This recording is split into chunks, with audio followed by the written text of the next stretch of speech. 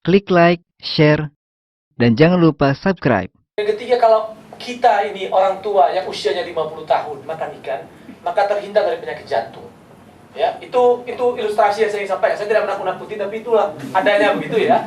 Nah, kalau demikianlah pentingnya makan ikan itu, maka pentinglah kita meningkatkan kesejahteraan masyarakat nelayan. Saya kira ini ilustrasinya saja. Maka setuju saya ketika dikatakan makan ikan itu tidak sekedar urusan lidah, ya, tapi ini adalah bagian dari nation and state building itu. Ya. Jadi bagian dari upaya untuk membangun ya generasi Indonesia yang cerdas, sehat, kuat itu ya.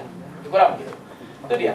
Nah, yang ketiga adalah tentu merawat budaya luhur Nusantara ya. Kita tahu budaya kearifan lokal banyak sekali. Di Aceh ada Panglima Laut, di Maluku ada Sasi, di Nusa Tenggara Barat ada awik-awik, di Sulawesi Utara ada Manee, di Sulawesi Tengah ada Bapongka, macam-macam itu ya.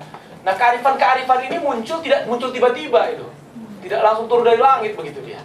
Ya, tapi dia adalah hasil dari hubungan manusia dengan alamnya dari mulai bahkan abad 16-17 ya, di NTT itu 17 sudah mulai.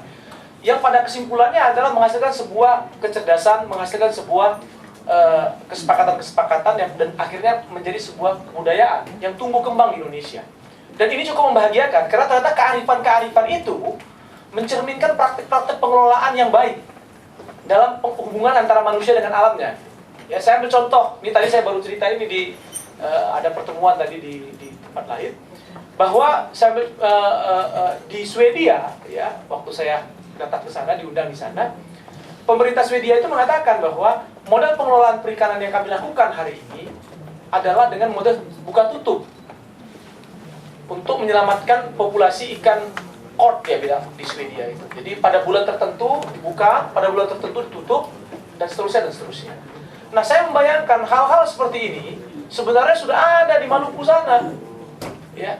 Yang belum adalah kalau pemerintah Swedia itu bangga ya menunjukkan itu, kalau di kita mungkin sangat jarang kita mendengarkan dalam forum-forum resmi atau bahkan forum-forum internasional atau forum-forum kenegaraan.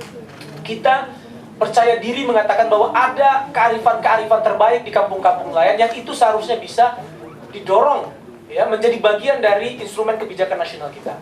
Baru saja saya kebetulan terlibat di BPHN, kita sedang menyusun dan melihat apa sesungguhnya kontribusi hukum-hukum adat di kampung-kampung nelayan kita itu terhadap perkembangan hukum laut di Indonesia. Itu sedang kita lihat.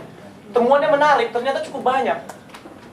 Ya, ekspresi peraturan pemerintah daerah di daerah-daerah itu yang inspirasinya berasal dari kearifan-kearifan itu cukup banyak ternyata.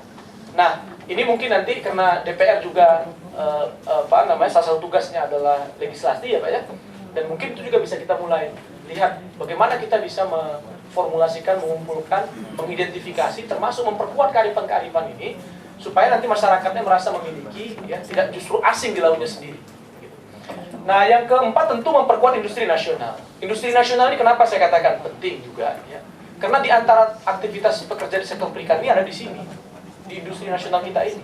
Yang sekarang, Pak Arief, ini saya bukan data saya nih Pak Arief, ini data dari Bank Indonesia. Data dari Bank Indonesia menunjukkan bahwa kalau dibandingkan kapasitas terpakai industri perikanan kita di tahun 2014 ke tahun 2015, ternyata itu mengalami penurunan. Ya.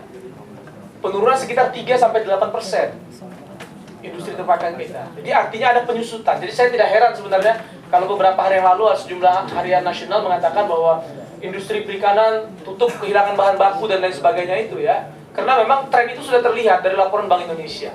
Ternyata ada penurunan ya. Penurunan bahan baku itu artinya pendapatan negara turun, ya, lapangan pekerjaan semakin sempit, ya, ekonomi semakin kacau boleh jadi begitu dan seterusnya. Nah, ini tugas kita, saya kira ini penting untuk dilihat bersama. Dan terakhir adalah tentu meningkatkan keamanan, keberlanjutan lingkungan hidup ya. Karena kami percaya betul bahwa mustahil sistem keamanan nasional di laut kita itu hanya sekedar mengandalkan armada-armada kapal-kapal pengawas kita Pak, yang jumlahnya itu kurang dari 1.000 ya. Kalau armada perikanan kita 650.000, yang besar maupun yang kecil, maka kalau dibandingkan dia Ya, meskipun tidak apple to apple gitu, tapi kalau dibandingkan ya, maka armada pengawasan kita itu hanya 1% dari total armada perikanan kita. Jadi mendorong